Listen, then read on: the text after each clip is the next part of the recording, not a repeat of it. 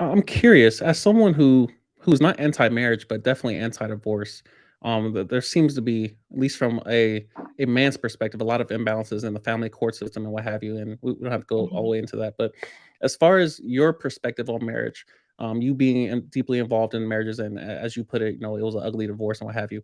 Have you lost faith in the institution of marriage? Do you have any? mm, I mean, you being a coach, you're so in gear. I mean, I would imagine you have multiple gears as far as coaching versus mhm.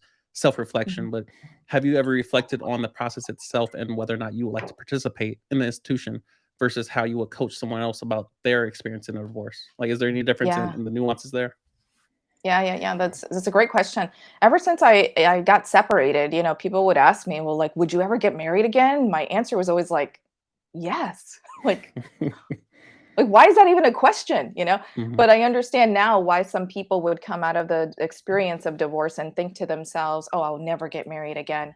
This is where things shifted for me, Mhm.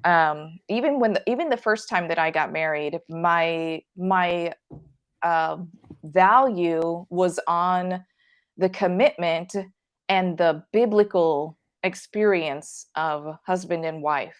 Mhm. I never had a value and I was very reticent on the legal, meaning this government, this world's definition Right. of marriage in terms of signing a contract where the government dictates the terms of your marriage and your assets Right. and what would happen if that marriage contract needed to be terminated, right? Like that's Mhm. literally what a legal marriage contract is. I always had discomfort with that, and I still do. Right. So do I want to get married again? Yes, I'm in a relationship now where I would seriously consider marrying this person. And also, I don't think that I would ever want to sign a legal marriage contract again, Wow. right? My value is still in the commitment and in the marriage under God, right? The Mhm. biblical definition of marriage.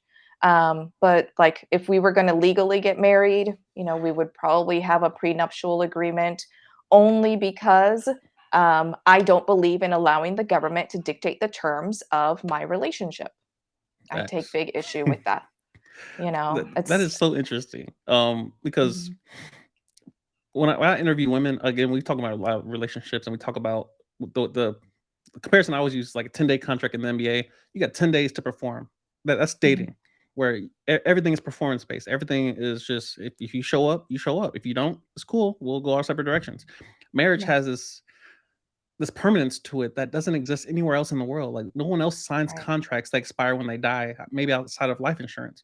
So when we kind of engage in these relationships with living, breathing human beings that have free will, they can make a choice tomorrow. That I'm like, oh, I'm leaving. I'm like, well, yesterday I was committed. Yesterday I signed the contract, and all this, the government being involved in things. I mean, me being fresh out the military, I understand federal contracts and federal, Mhm, engagements and what have you.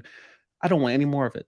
I mm-mm. consider going in the reserves or going in the guard. I'm like, I'll Yeah, do part time, but then I realized I don't want to. I don't want to be part of any of it. Like, let me do what I want to do. Let me mind my business over here. If I want to go to Costa Rica tomorrow, I can book a plane ticket and go. I don't got to sit there and ask my mhm, commander and leadership for permission and all these things. So that's definitely my thought process surrounding marriages. If yeah, I got married through a church and someone ordained, so someone married us through the church, 100% for it. But that government piece, it's always bothered me.